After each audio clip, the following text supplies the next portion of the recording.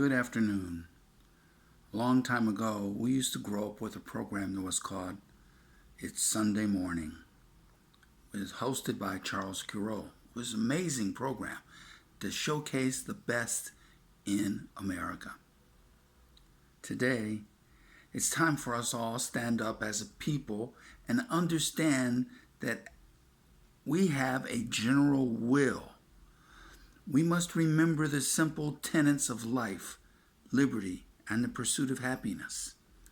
We, the people, must take a sacred oath as Americans to serve, protect, and defend the United States Constitution, which unfortunately we now take for granted. And that fact is reflected in our elected representatives, especially the President, the Vice President, and the Republican United States Senators. We, the people, must now embrace the Constitution as human beings. Just human beings. Not white, not black, not Latino, not Native American, not Asian, not LGBTQ, not Christians, not Jews, not Islamic, not Buddhist, not Baptist, not Lutherans, not college graduates, not blue-collar workers, not skilled workers, not unskilled laborers, not doctors, not lawyers, not accountants, not Democrats, not Republicans, not liberals, not conservatives, not left-wing, not right-wing, but just as people. At the end of the day, we are all just people.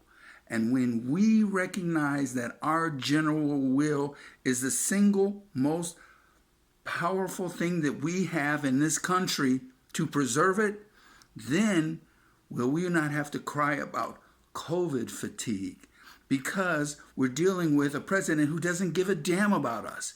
We're dealing with senators that can't get their heads out of their butts long enough to figure out that we need help. And that's what our country is there for. It's amazing, don't you think? Just simply amazing that after all of this time, we're still fighting over things that should have been done decades and decades and decades ago.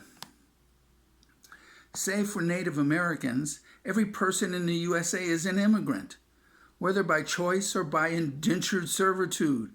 And to the religious zealots, remember that you all escaped from Europe, where your sects were either not wanted, outlawed, or found not to be in favor with the mainstream culture.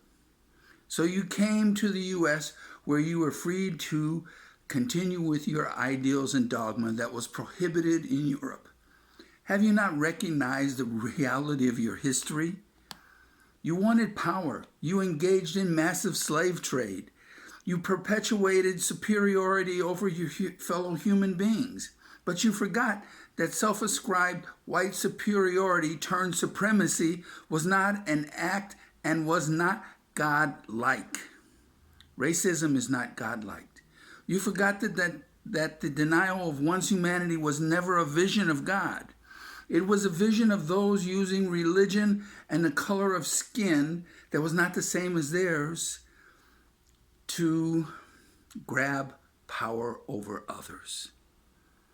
Engagement in discrimination because of the color of one's skin or religion or education has never been God-like.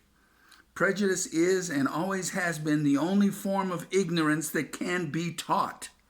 My father, who was white, definitely told me that one. Okay?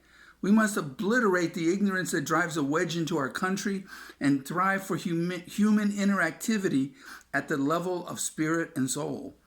Then will the vision of America truly be fulfilled. Engagement in being a humanist can only be God-like because it is a reflection of the Spirit of God that resides in each of us.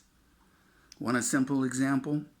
Have a tornado, have a hurricane, have a disaster of any kind. That brings out the pure humanity in each of us. The Cajun Navy goes to help, not because someone's black, brown, LGBTQ, or some other crazy moniker that they post upon us. They go there to help people because they are human beings. Unfortunately, our president doesn't know how to do that. He only cares about what he wants. He talks all of this greatness to his so-called base in these massive COVID spreading events. And you know what? When the people catch COVID, do you think he goes and says anything about it? Look at the man who was just in his office trying to help him with a debate, which he flubbed, and he thinks he did so great. Chris Christie, former governor of New Jersey. What did he get? COVID, in the hospital, in intensive care. No one from the White House called this man to say, "How are you, Chris? Are you okay?" No. That's not the way of the White House. Okay?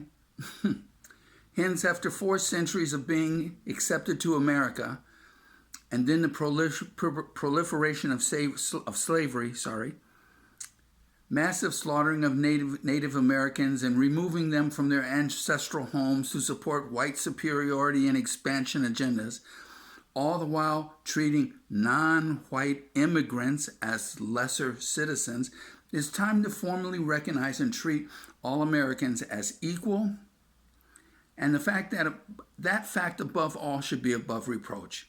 Indeed, Black lives matter, Latino lives matter, Asian lives matter, Native American lives matter. Simply put, all lives matter. Okay? And that must be formally reborn and recognized as, once again, one nation under God, indivisible, with liberty and justice for all. Our Pledge of Allegiance speaks to an immutable truth. We must embrace and teach it once again as we were when we were children. Education of our children is critical to wipe out the tenets of racism and white supremacy and embrace the simplicity of practical humanism, simply to love each other. But we, the people, must now recognize that we have corruptors of our America that must be vanquished. One person is sitting as the President of the United States of America, as the divisor-in-chief, as well as his heartless staff of administrators. He is doing his utmost best to divide our country to serve his own personal narcissistic power grab. We as a great nation must do everything possible to remove these parties, including the 53 Republican senators from the United States Senate, so that we can have a government that reflects the general will of the people. We, the people, have had enough. The swamp must finally be drained. And we must not live regular lives, but we must now live with a careful, trained eye on the representative legislators that we have errantly elected in the past, to make certain that they can never again take advantage of us, being the people.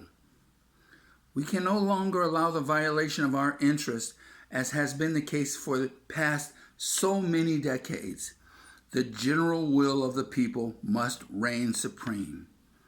Most people fear socialism, and 90% can't even explain what it is. Everyone fears communism, but once again, because its association with Russia, former Soviet Union, prohibits people from understanding it as well. Most people don't even understand what is a plutocracy or oligarchy. The problem is that our education has become flawed and non-analytical. Civics, once again, must be taught and focused upon in order to guarantee the preservation of the general will of the people and our democracy. We, the people, must demand life, liberty, the pursuit of happiness, as well as prosperity for all. In the meantime, during this rebirth and reshaping of America, please get out and vote. Vote like your life depends on it, because it clearly does. Our country is at risk. Our democracy is at risk. Our very lives are at risk. Please get out and vote. Thank you.